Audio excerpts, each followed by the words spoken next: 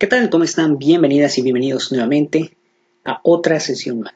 Pues ya prácticamente faltan solamente con esta 4 sesiones. Hoy, mañana y 2 días más y se acabó. Bueno, vamos a comenzar, pero antes de comenzar les recuerdo poner su nombre y pues presente. Mientras que ustedes y la mayoría está entrando, pues vamos a hacer un poquito de tiempo. Mientras les voy a comentar lo que vamos a ver el día de hoy, vamos a seguir viendo algunas páginas del libro. Este libro ya lo tienen.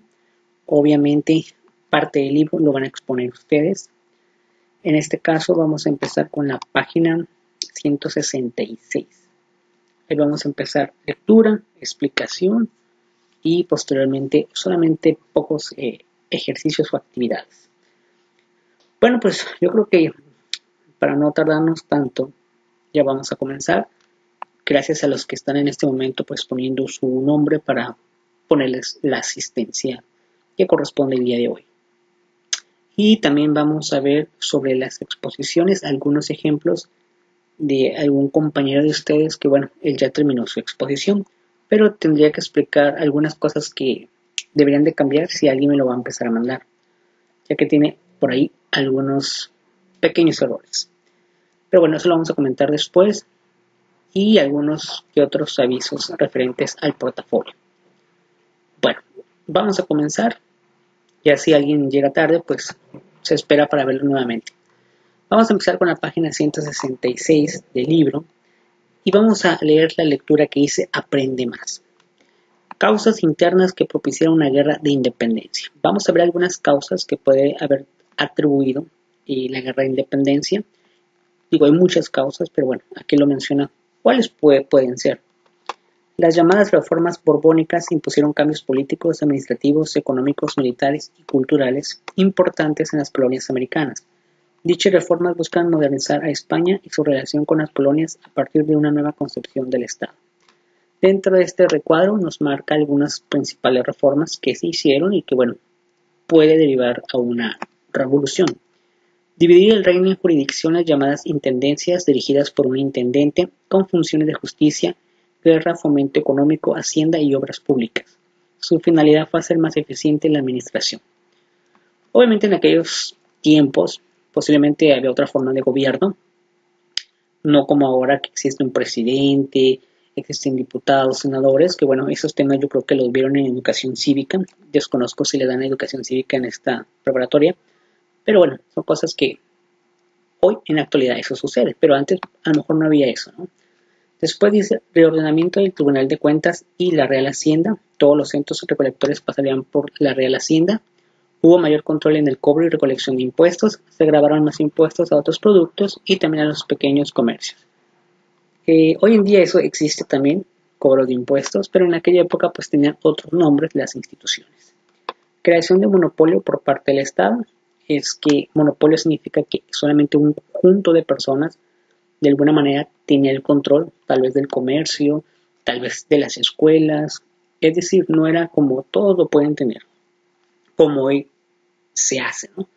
Controla la actividad comercial. El apoyo de los Borbones únicamente se dio a la minería. Ellos decían, yo voy a ayudar, pero más a la minería, es decir, sacar de las minas oro, plata, zinc, piedras preciosas. Parte de la República hay minas todavía actualmente, de hecho en Sonora todavía hay minas y se extrae todo ese tipo de producto. La venta del mercurio fue monopolizada por la corona. Si tú sacabas mercurio, ese tipo de mercurio de sustancias tiene una tensión diferente.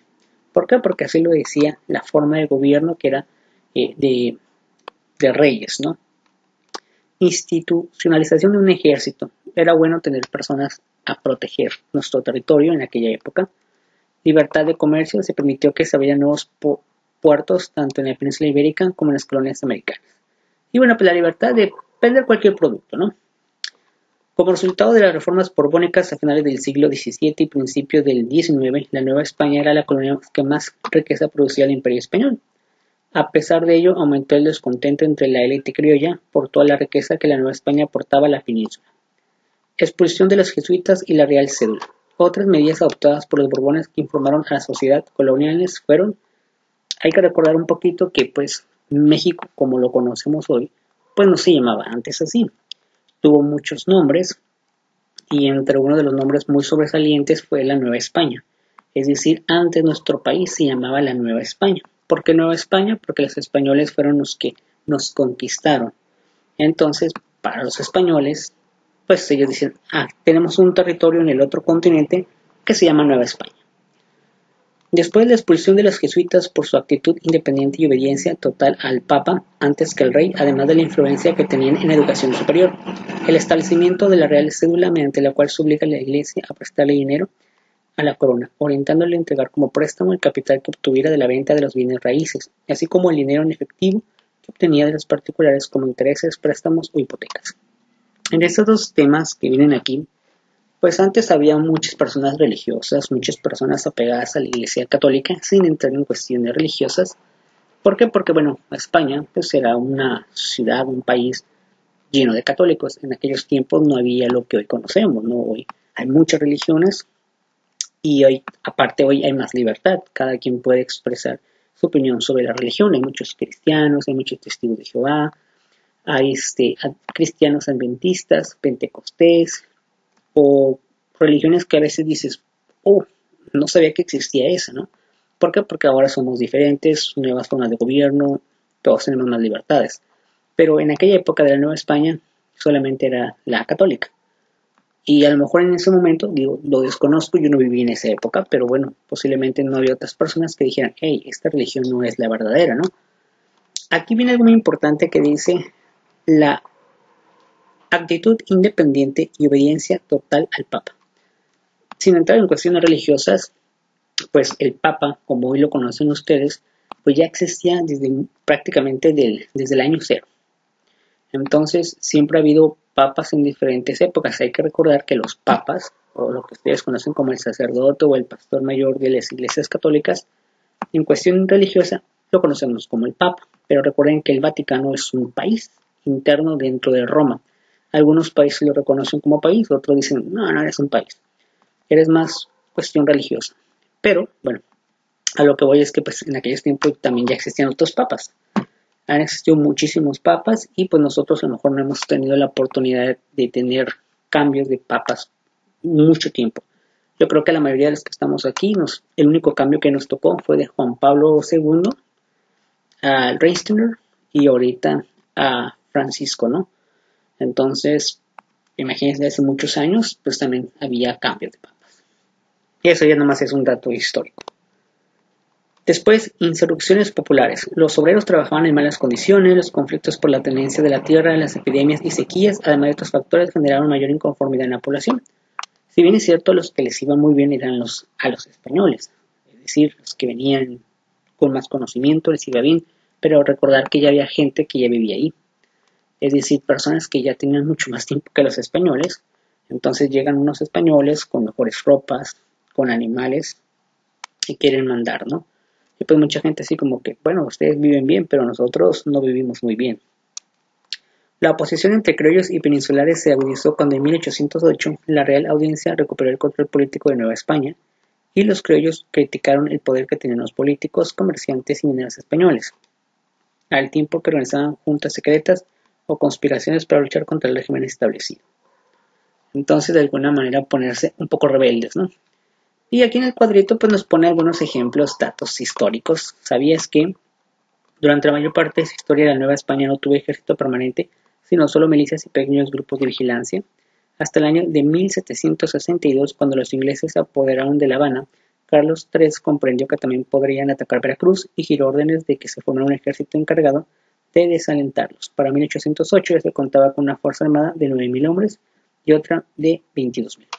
Pues en aquellos tiempos Nueva España pensó que otro país no se iba a meter en ese territorio, pero luego los ingleses llegaron a La Habana, Cuba, a lo que conocemos hoy como La Habana, Cuba, pues igual buscar la manera de quedarse pues el país, ¿no? Entonces, pues dijeron los de la Nueva España, bueno, pues necesitamos tener personas que también protejan este nuevo territorio. Para aprender más, etapas de la Guerra de Independencia. Bueno, obviamente pasa mucho el tiempo y llegamos a esta etapa. A partir de la invasión napoleónica a España, surgieron dos posturas respecto al gobierno de la Nueva España. una representada por el Ayuntamiento de la Ciudad de México y la otra por la Audiencia.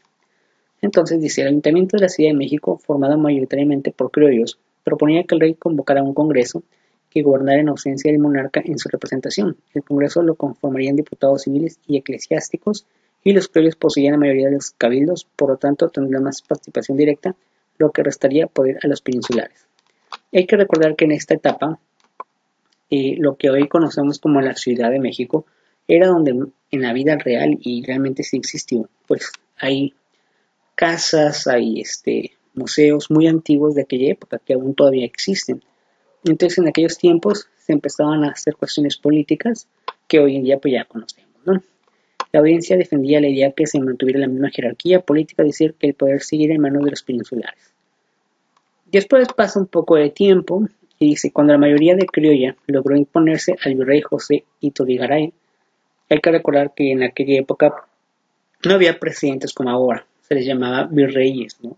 O en algunas ocasiones monarquías, que realmente en México no hubo una monarquía así muy fuerte porque pues mucha gente que ya vivía aquí decía eso como que no es muy bueno para nosotros. Como respuesta, el 15 de septiembre de 1808 los peninsulares dieron un golpe de estado e impusieron a Pedro Garibay como virrey. Ante esta división, la Junta Central de Sevilla nombró dos virreyes más. Primero a Francisco Javier Lizana y Beaumont, y después a Francisco Javier Venegas, quien llegó a México en agosto de 1810. De alguna manera querían que fueran virreyes o que hubiera monarquías, pero también la gente en aquella época pues era así como que eso no es para nosotros, ¿no? Luego pasa un dato muy histórico que se llama Conspiración de Valladolid. A pesar de ello, los criollos continuaron reuniéndose en juntas secretas para conspirar con el régimen español aún establecido. En 1809 hubo un primer intento de insurrección en Valladolid, hoy Morelia. Bueno, para aquellos que son de Morelia, desconozco si alguno de aquí es de Morelia, pues antes esa ciudad o ese estado se llamaba Valladolid. Después, esta conspiración se reunía en casa de José María García Obeso, convocada por el teniente militar José Mariano Michelena, español que había tenido contacto en Jalapa, con un grupo de criollos inconformes con la corona. A esta reunión asistían además de los dos mencionados, Jorge María Izaga, José Nicolás Michelena, Vicente Santamaría, Manuel Iturriaga, entre otros. Y su objetivo era el establecimiento de un Congreso soberano conformado por Villas de Nueva España, al igual que la Junta de la Ciudad de México proponía que este Congreso gobernara en su nombre el rey Fernando VII. La conjuntura fue descubierta en diciembre de 1809 y los criollos asistentes a esa reunión fueron procesados por conspiración. Poco tiempo después fueron puestos en libertad por la intervención del virrey Francisco Javier Lizana. Bueno, después sigue lo que es la conspiración de Querétaro.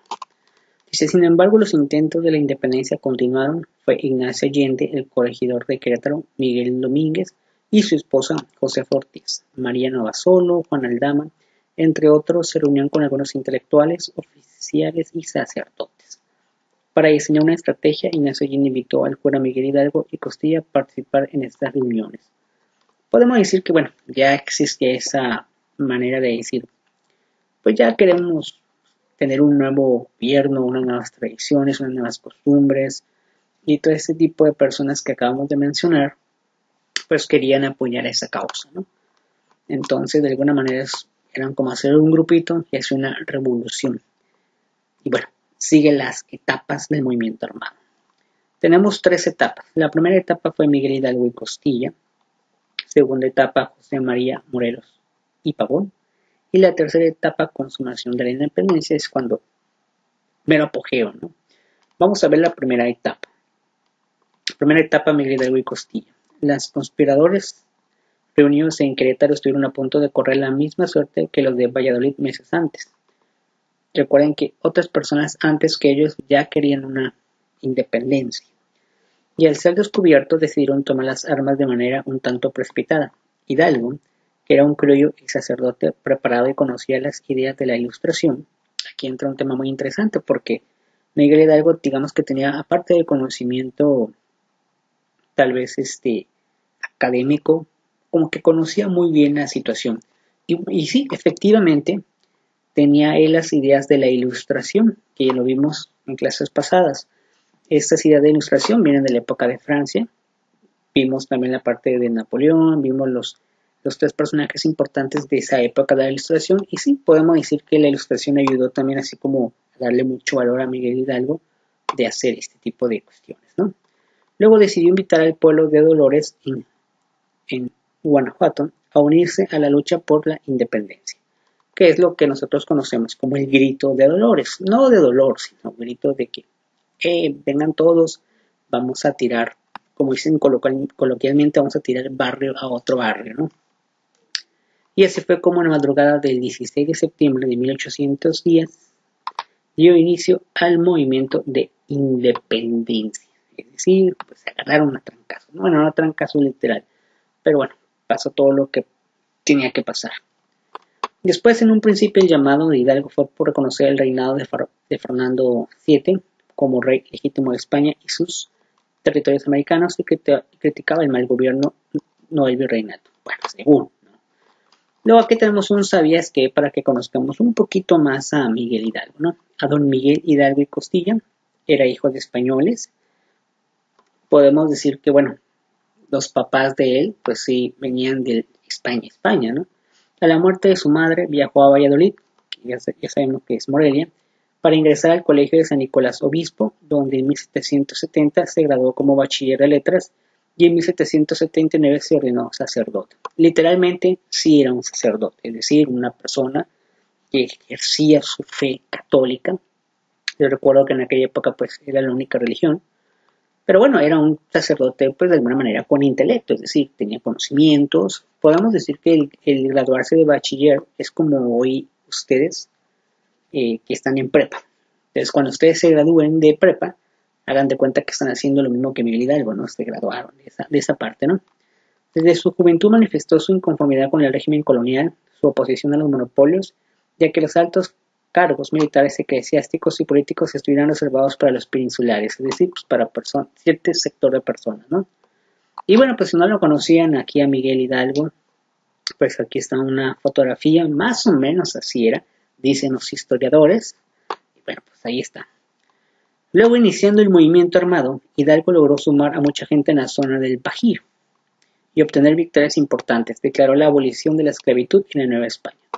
En aquella época, pues la Nueva España tenía esclavos, es decir, todavía existía eso de que tú eres mi esclavo, tú eres mi esclava, y pues vas a hacer lo que yo digo, porque yo soy quien te mando, porque tú eres un esclavo.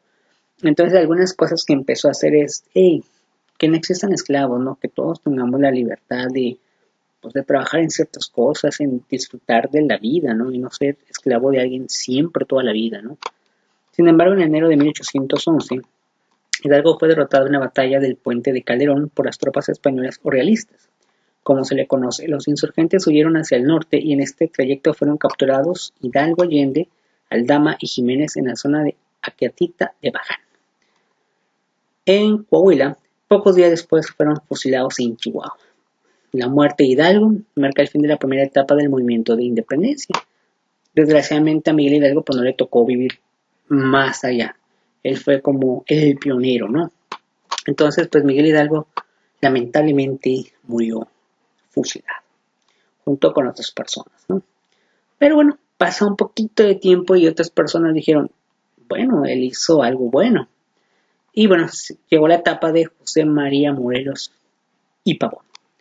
Ignacio López Rayón y José María Morales y Pavón continuaron el movimiento que para entonces ya había tomado otro sentido. Morelos vio la necesidad de establecer un gobierno que coordinara la lucha insurgente.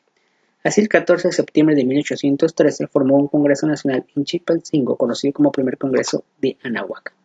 Ante ese Congreso, Morelos dio a conocer los sentimientos de la nación. En este documento, Morelos declaraba que América era independiente de España y que el poder surge del pueblo. Establecía también como forma de gobierno una república con división de poderes, ejecutivo, legislativo y judicial, que hoy en la actualidad eso es lo que tenemos. Pero de alguna manera él dijo, ya estuvo, aquí España no tiene nada que ver, somos nosotros. Y bueno, en este famoso libro, Los sentimientos de la nación.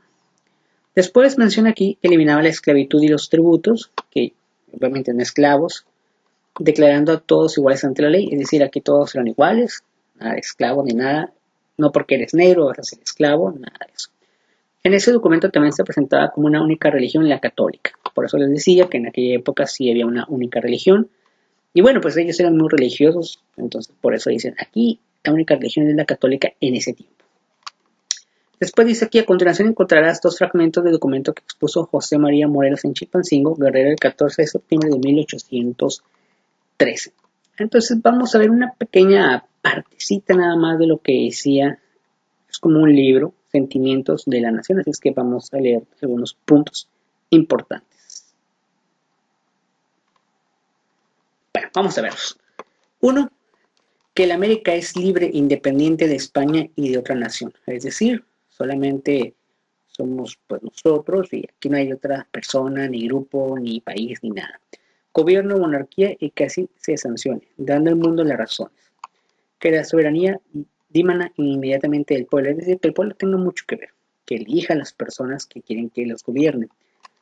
El que solo quiere depositarle en su representante, dividiendo los poderes de ella en legislativo, ejecutivo y judiciario, que ahora sería judicial, eligiendo provincias, sus vocales y esto a los demás, que deben ser sujetos sabios y de probidad.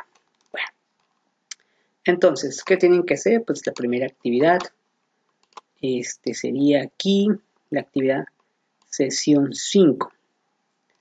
Entonces, lo único que tienen que hacer es contestar el cuestionario, pero bueno, se llama ¿de qué te das cuenta? ¿De qué te das cuenta? ¿De qué te das cuenta? Solamente que tengan de referencia la página 171. Página 171. ¿Qué es lo que tienen que hacer? Nada más es responder a esta pregunta. ¿Qué relación encuentras entre los sentimientos de la nación y la constitución política de los Estados Unidos mexicanos que nos rige actualmente? Yo quiero suponer que ustedes ya saben qué es la constitución. Me imagino que ya llevaron algo de educación cívica, ¿no? Y después, ¿qué piensas de los dos fragmentos que has leído? Este y este. ¿Qué piensan de eso? Ya aquí ustedes lo ponen, ¿no? Bueno, no en este libro, sino en su, ya sea en el cuaderno, en Word, etc. Bueno, de aquí nos vamos a saltar a la tercera etapa.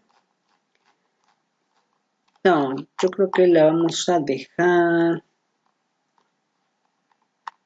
Es que esto sería interesante en otra parte. Bueno, vamos a dejarlo hasta aquí.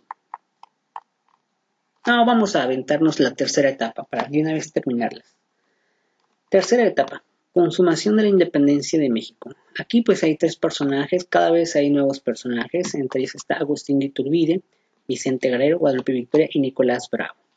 En diciembre de 1813, Fernando VII regresó al trono de España. Se intensificó entonces la persecución a los insurgentes en 1815 y Morelos fue capturado. Y el 22 de diciembre de este año fusilaron en San Cristóbal, Ecatepec, Estado de México, lo que hoy se conoce como el Estado de México.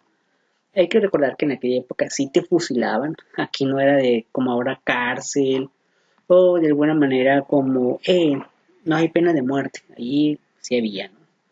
Tras la muerte de Morelos se inicia una tercera etapa de la Guerra de Independencia en la que destaca Vicente Guerrero, Guadalupe Victoria, Nicolás Bravo y Pedro Moreno.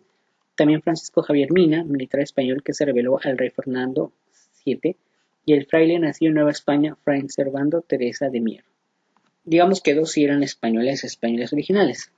Ambos lucharon a favor de la independencia. Mina nació en Tamaulipas, San Luis Potosí y Zacatecas, pero el 11 de noviembre de 1817 fue fusilado Fray Servando y fue apresado y recluido pues, en la cárcel de la Inquisición. En aquella época, lo que hoy conocemos como Ciudad de México, pues ahí era, ¿no? Tras la muerte de Nicolás Bravo y López Rayón, Vicente Guerrero continuó en pie de lucha. Ya para 1820, una conspiración encabezada por Rafael del Riego contra el rey Fernando VII logró obligarle a jurar la Constitución de Cádiz, aprobada en 1812, en donde se reforzaba el poder de España sobre los virreinatos. Con ello desapareció la corona española para dar paso a una monarquía constitucional, es decir, sí existía como un rey, pero ya había alguna constitución.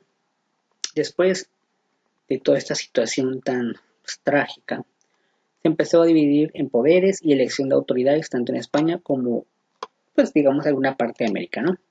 En la Nueva España el rey Apodaca también se vio obligado a jurar la Constitución de Cádiz, entonces los criollos novohispanos buscaban una manera de independizarse para fundar un nuevo reino encargado de ello Agustín de Iturbide.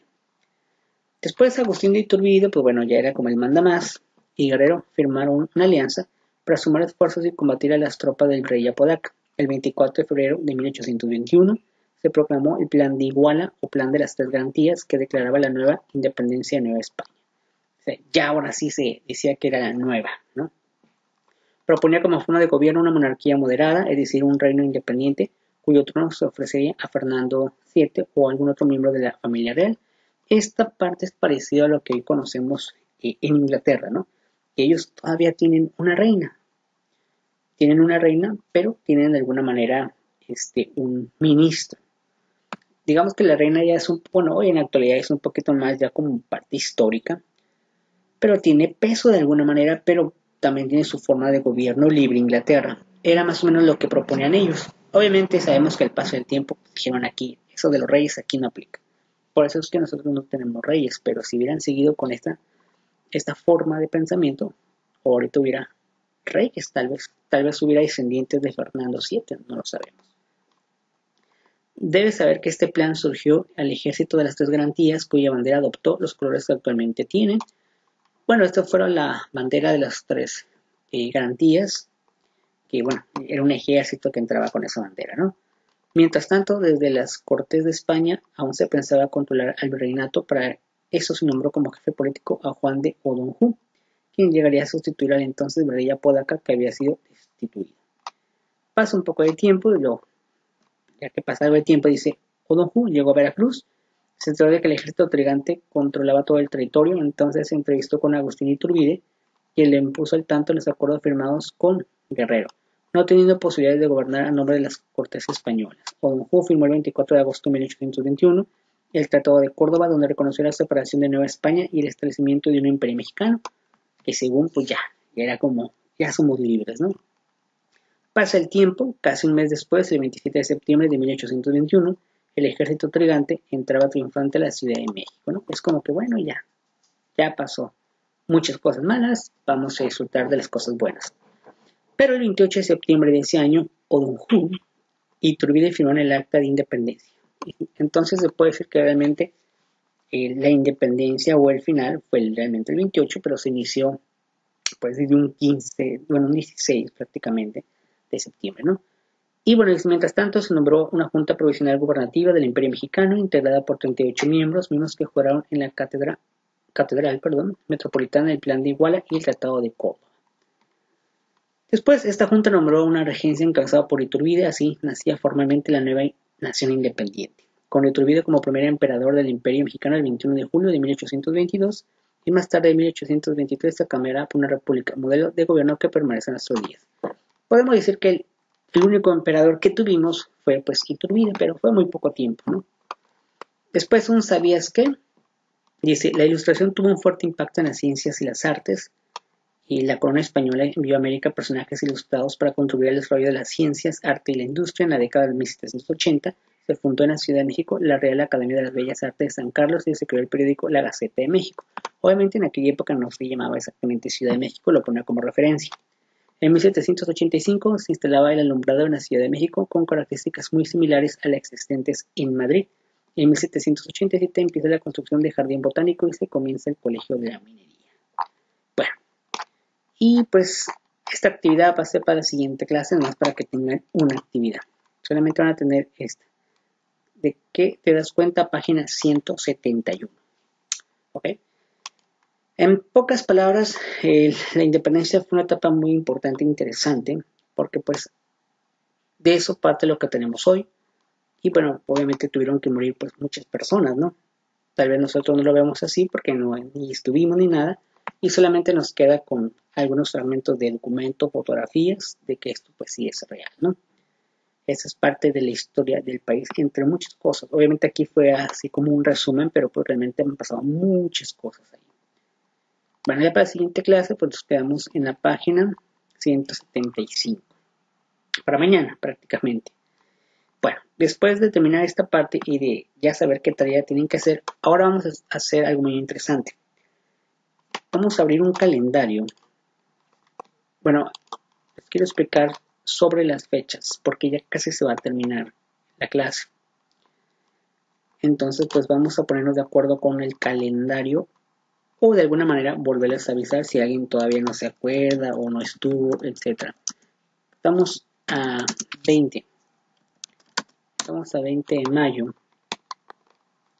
Entonces nosotros estamos aquí a 20 de mayo. Bueno, vamos a ver, vamos a abrir esta.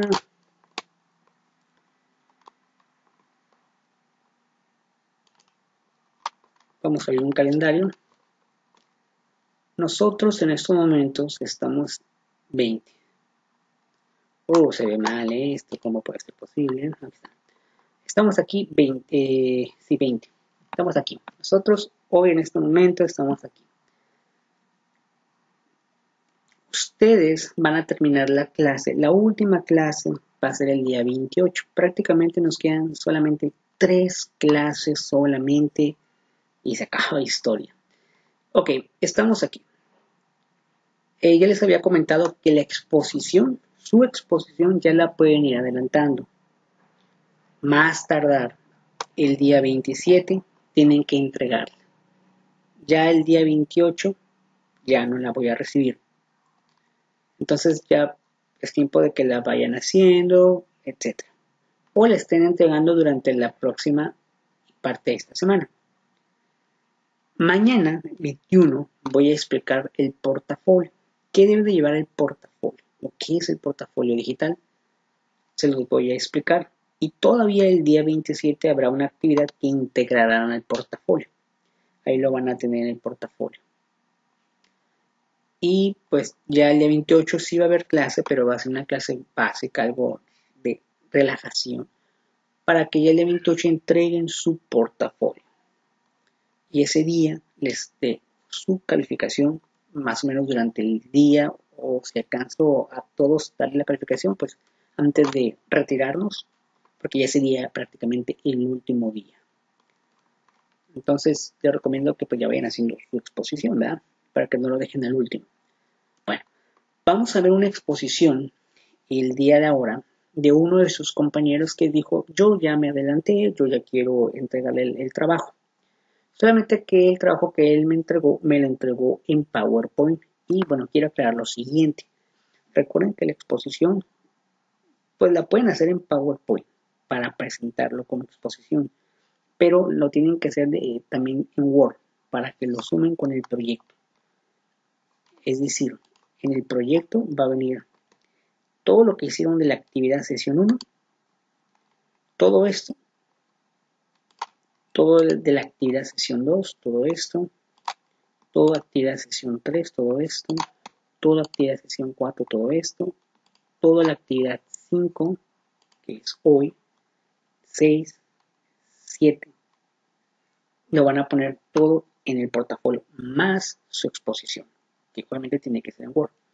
Entonces, para que lo tomen en cuenta, porque su compañero, bueno, no vaya a pensar que, ya entregué la exposición en PowerPoint y ya no lo voy a entregar en proyecto. Vamos a ver la exposición de su compañero para que vean otra manera de hacer su exposición, si es que lo quieren hacer igual que su compañero. Y también al finalizar de escuchar su exposición, les voy a decir en qué estuvo mal su exposición. Así es que vamos a ver su exposición en este momento. Vamos a ver cómo le va con su exposición. Vamos a esperar a que se abra su exposición. Esta es la exposición que él me mandó. Y vamos a ver qué es lo que, cómo es. Quiero que escuchen y pongan la atención de su exposición. Así es que vamos a ver su exposición de su compañero Armando Moreno Chávez.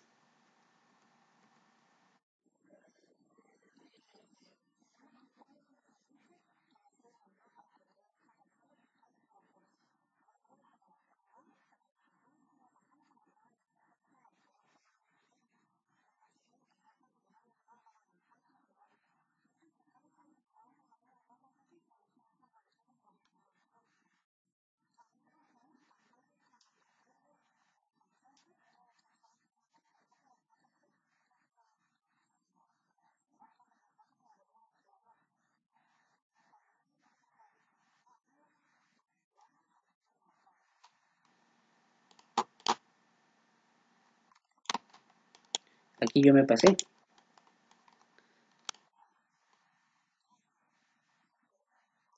Vamos a ponerle en el anterior.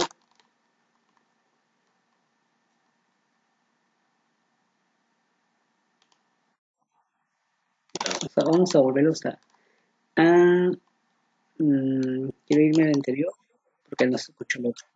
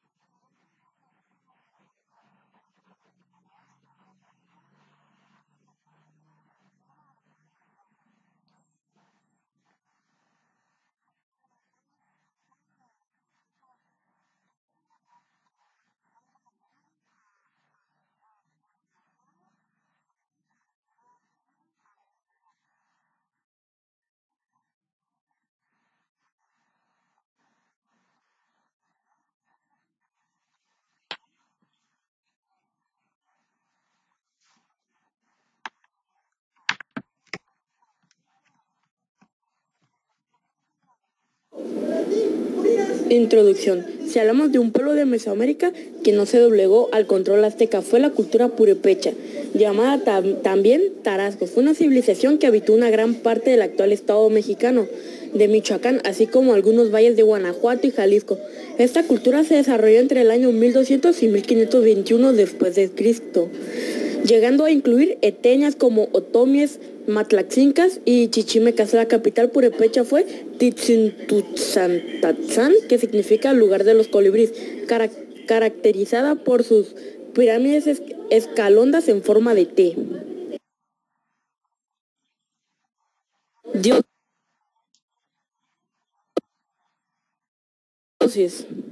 Dioses. Curicavari, el gran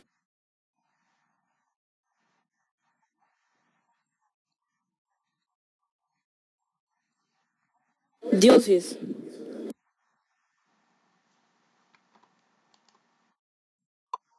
Dioses. Curicavari, el gran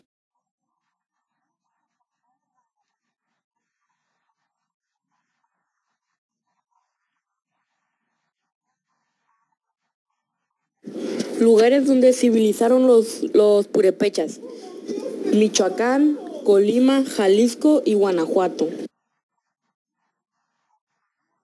Dioses. Dioses. Curicavari, el gran fuego, dios del fuego. Cuerauperi o Cuerajperi, la que desata el viento, es esposa de Curicavari, representa a la luna, es la madre, es a la vez madre y padre de todos los dioses. Zaratanga, la que aparece en todas y diversas partes, es una advocación de la luna o Curauperi, señora o madre luna o luna nueva. Peguame, la parturienta, es otra advocación de Curipari, Cueraupari, o de la luna madre. Es la deidad del parto y esposa del sol. Su principal centro de culto estaba en Texacampo. Nanacuchi, la madre encorvada. Actualmente los tarascos o purépechas siguen utilizando el nombre para referirse a la luna. Tata Jurgiata, el padre sol, nombre que en la actualidad los indígenas michoacanos dan al sol como elemento natural y no deidad. Fechas registradas de algunos purépechas que fueron gobernadores: Tariacuri, 1350 a 1408. Trixapandacuar, de 1440 a 1510. Suangua, de 1510 a 1521. Tangaxón, Tixintiticha, 1510 a 1521. Comida típica de los purépechas. La más representativa es el platillo de pescado blanco, que se prepara al mojo de ajo, capeado o al natural. Es también el caldo michi, las truchas en escabeche, el churipo, las carnitas, la sopa tarasca, las corundas, los tamales de ceniza, el pozole, los buñuelos, los charales, los uchepos y el pozole batido. Ay. Ropa que utilizaban los purépechas, hombres. Una faja de lana, la cual es tejida a mano y se utiliza sobre el traje de manta. Y en la cabeza usan un sombrero, el cual también es tejido por ellos mismos con petate o tubos de trigo. Bueno, vimos la exposición de Armando Moreno Chávez. Sabanilla es de forma rectangular, la cual se cose a mano con lana. La finalidad de esta falda era cubrir y abrigar durante toda la noche a la familia, por lo que su nombre proviene de sus usos. Sin embargo, las mujeres lo usaban en la cintura, sujetando así con un ceñidor, lo cual dejaba salir un aproximado de 20 centímetros de tela, la cual se volteaba formando el rollo, de la cual hablaremos un poco más adelante. Representa lo que son purépechas, muy antiguos. Zagalejo es otro tipo de falda purépecha, también tejida con lana. Esta por su parte lleva hacia arriba una tira de color muy fuerte y hacia abajo una cenefa, la cual permite la protección del roce con el suelo. Se encuentra diseñada con angostos pliegues, los cuales se montan sobre una pretina, la cual se amarra a la cintura. Con este tipo de falda también es posible la formación del rollo. Además quedan 20 centímetros de tela, los cuales se doblan hacia afuera. Y bueno, así el famoso rollo se encuentra en la espalda de la vestimenta.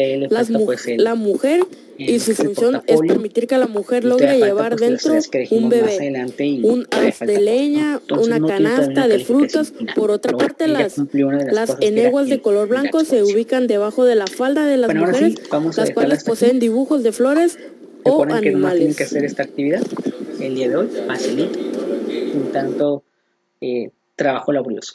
Bueno, aquí la vamos a dejar y mañana vamos a la hablar conquista sobre de Michoacán en la capital de los señoríos purépechas, Michoacán. Sirvió de base a expedicionarios como Cristóbal de Olid y Francisco Cortés, quien poco tiempo después llegaron a Jalisco y Colima, bautizadas como Nueva Galicia.